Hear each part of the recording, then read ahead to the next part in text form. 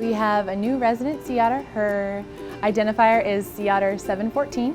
She came to us from the Monterey Bay Aquarium as a rescued animal, and she just moved here last night. At their program, they are rescuing a lot of animals, so they're going to go ahead and use numbers instead of names to identify their animals because they're working with so many animals at a time. And the main goal of this program is to successfully release those animals back into that natural population off the California coastline. So Sea Otter 714 was actually found, unfortunately, abandoned at just a day old. They responded to a call as someone had spotted her on the beach alone without her mother, which at that age, a sea otter does need to stay with their mother for about 6 to 8 months. Sea Otter 714 needed to have round-the-clock care for about the first 6 weeks that she was at the Sea Otter Research and Conservation Program at the Monterey Bay Aquarium until she started accepting some solid food items. Once she was old enough, which is about 6 to 8 months old, they can attempt to re-release these animals and actually integrate them into that population off the California coastline. Unfortunately for Sea Otter 714, several attempts were made and they were unsuccessful.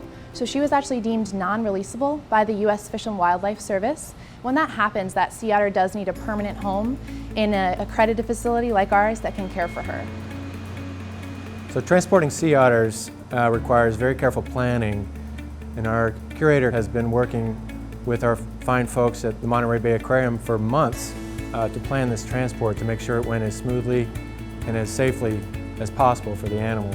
So one of our main concerns is we have to transport them out of water in a crate, and so we worry about overheating. We were able to manage this by providing lots of ice for her within the crate and keeping the ambient temperatures during transport in the 40s and 50s, and we were able to do that for her. So the first thing we do when we get here, that sea otter really wants access to water. They're going to want to do a lot of grooming. It's been a very long day. It's about a 21-hour transport.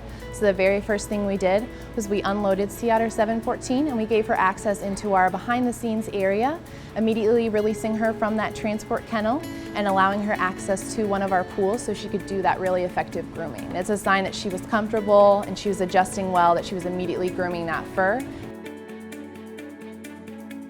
One thing we know about Sea Otter 714 is she loves her enrichment or toy items for her to interact with in her environment. One of her absolute favorite items while she had her time at the Sea Otter Research and Conservation Program was a red Jollyball. We were actually able to bring that item with us to help her kind of transition into her new home, make sure she had a familiar item to make her feel more comfortable as we were introducing her into our environment.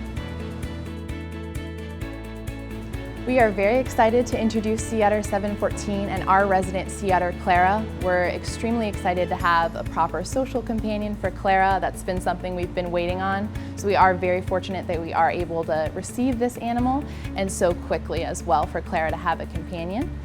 I know that Clara will be so happy to have a buddy. We were very happy, couldn't be happier. She's a wonderful animal. We're going to be finding a new name for Sea Otter 714 now that she is a resident at our aquarium, Audubon Aquarium of the Americas. We're actually going to be able to let our guests and our members participate in that naming process.